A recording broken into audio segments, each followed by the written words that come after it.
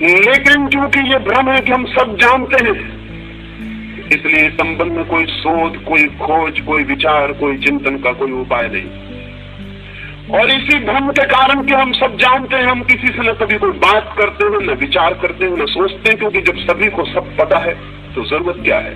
और मैं आपसे कहना चाहता हूं कि जीवन में और जगत में सेक्स से बड़ा न कोई रहस्य और न कोई गुप्त और गहरी बात है। अभी हमने अणु को खोज निकाला है।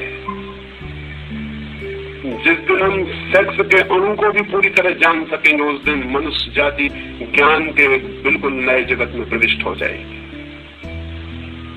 अभी हमने पदार्थ की थोड़ी बहुत खोजबीन की है और दुनिया कहां से कहां पहुंच गई।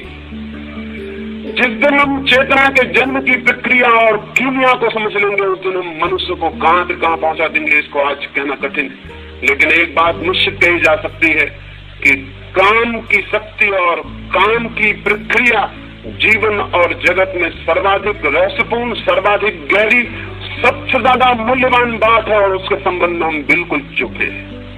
जो सर्वाधिक मूल्यवान है उसके संबंध में कोई बात भी नहीं की जाती है। आदमी जीवन भर संभोग से गुजरता है और अंत तक भी नहीं जान पाता कि क्या था संभोग। तो जब मैंने पहले दिन आपसे कहा कि शून्य का, अहंकार शून्यता का, विचार शून्यता का अनुभव होगा, तो अनेक मित्रों को ये बात अनहोनी, आश्चर्यजनक लगी। एक मित्र ने लौटते हुए मुझे कहा, ये तो हमें ख्याल में भी ना था, लेकिन ऐसा हुआ है।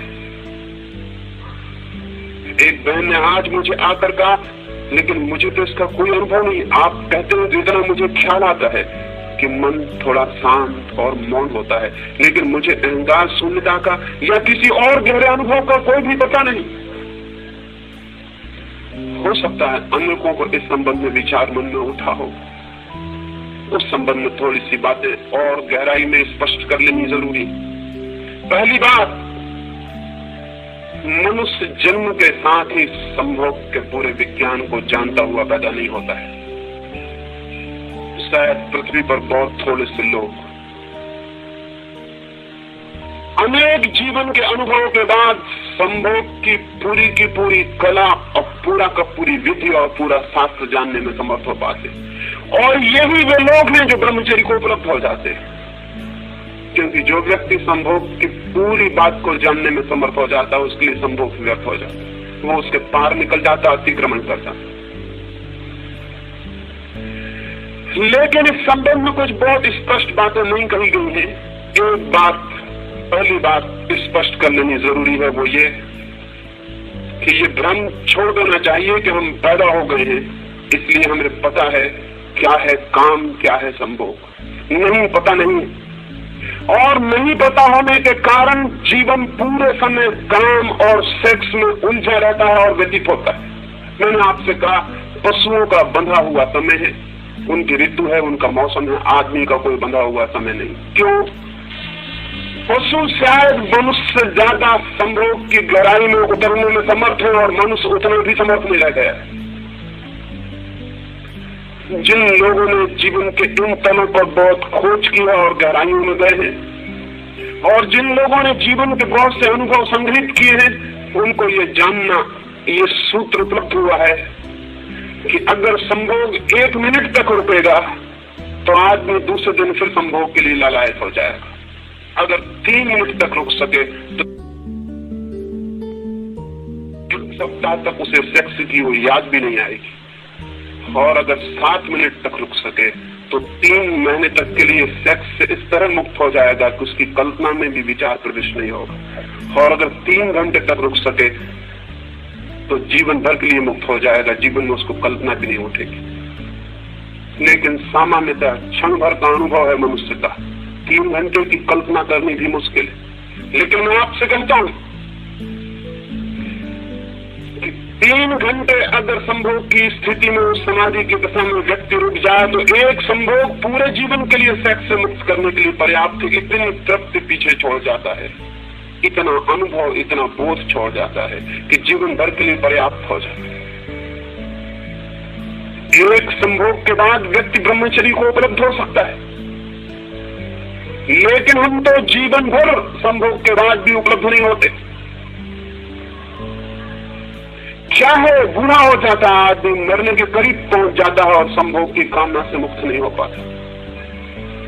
संभोग की कला और संभोग के शास्त्र को भी उसने समझा नहीं, और न कभी किसी ने समझाया है, न विचार किया है, न सोचा है, न बात की है। कोई संवाद भी नहीं हुआ जीवन में कि अनुभवी लोग उस पर संवाद करते और विचार करते। हम बिल्कुल पशुओं से भी बदतर हालत पर उस स्थिति में हैं। आप कहेंगे कि एक क्षण से 3 घंटे तक संभोग की दशा ठहर सकती, लेकिन कैसे? कुछ थोड़े से सूत्र आपको कहता हूं, उन्हें थोड़ा ख्याल में रखेंगे तो ब्रह्मचर्य की तरफ जाने में बड़ी यात्रा सरल हो जाएगी। संभोग करते क्षणों में श्वास जितनी तेज होगी, संभोग का काल उतना ही छोटा होगा। श्वास जितनी शांत और शिथिल होगी, संभोग का काल उतना ही लंबा हो जाएगा। अगर श्वास को बिल्कुल शिथिल रहने का थोड़ा सा अभ्यास किया जाए तो संभोग के क्षणों को कितना ही लंबा किया जा सकता है। और संभोग के क्षण जितने लंबे होंगे, उतने ही संभोग के भीतर से समाधि का जो सूत्र मैंने आपसे कहा है, निरअहंकार भाव, इगोलेसनेस और टाइमलेसनेस का अनुभव शुरू हो जाए। श्वास अत्यंत शिथिल होनी चाहिए। श्वास के शिथिल होते ही संभोग की गहराई, अर्थ और नए उद्घाटन शुरू हो जाएंगे। और दूसरी बात, संभोग के क्षण में ध्यान दोनों आंखों के बीच, जहां योग आज्ञा चक्र को बताता है, वहां अगर ध्यान हो तो संभोग की सीमा और समय 3 घंटों तक बढ़ाया जा सकता है। और एक संभोग व्यक्ति को सदा के लिए ब्रह्मचर्य में प्रतिष्ठित कर देगा। न केवल इस जन्म के लिए बल्कि अगले जन्म के लिए भी। किन्हीं एक बहन ने पत्र लिखा है और मुझे पूछा है कि विनोबा तो बाल ब्रह्मचारी है, क्या उनको समाधि का अनुभव नहीं हुआ होगा? मेरे बाबा पूछा है कि मैंने तो विवाह नहीं किया, मैं तो बाल ब्रह्मचारी हूँ, मुझे समाधि का अनुभव नहीं हुआ होगा? उन बहन को अगर वो यहाँ मौजूद हो तो मैं कहना चाहता हूँ, विनोबा को या मुझे या किसी को भी बिना अनुभव के ब्रह्मचर्य उपलब्ध नहीं होता। वो अनुभव चाहे इस जन्म का हो चाहे पिछले जन्म का हो। जो इस जन्म में ब्रह्मचर्य को उपलब्ध होता है वो पिछले जन्मों के गहरे संभोग के अनुभव के आधार पर और किसी आधार पर नहीं। कोई और रास्ता नहीं है। लेकिन अगर पिछले जन्म में किसी को गहरे संभोग की अनुभूति हुई हो तो इस जन्म के साथ ही वो सेक्स से मुक्त पैदा होगा। उसकी कल्पना के मार्ग पर सेक्स कभी भी खड़ा नहीं होगा। और उसे हैरानी होगी दूसरे लोगों को देखकर कि क्या बात है, लोग क्यों पागल हैं, क्यों दीवाने। उसे कठिनाई होगी ये जांच करने में भी कि कौन स्त्री है कौन पुरुष है, इसका भी हिसाब रखने में और फैसला करने में कठिनाई होगी। लेकिन कोई अगर सोचता हो कि बिना गहरे अनुभव के कोई बाल ब्रह्मचारी हो सकता है तो बाल ब्रह्मचारी नहीं होगा, सिर्फ पागल हो जाएगा। जो लोग जबरदस्ती ब्रह्मचर्य थोपने की कोशिश करते हैं वो सिर्फ विक्षिप्त होते हैं और कहीं भी नहीं पहुंचते।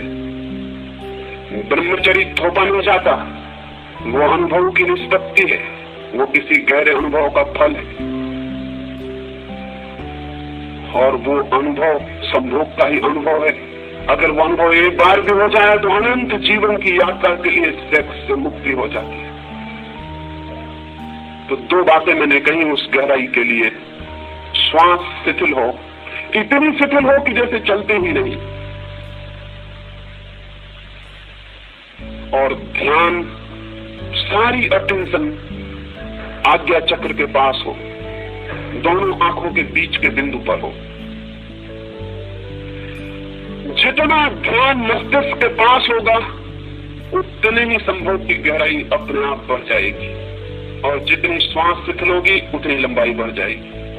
और आपको पहली दफा अनुभव होगा कि संभोग का आकर्षण नहीं है मनुष्य के मन में, मनुष्य के मन में समाधि का आकर्षण है।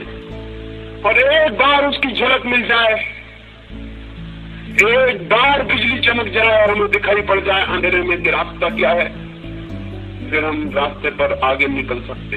एक आदमी एक गंदे घर में बैठा है, दीवारें अंधेरी हैं और धुएं से पुती हुई है, घर बदबू से भरा हुआ है, लेकिन खिड़की खोल सकता है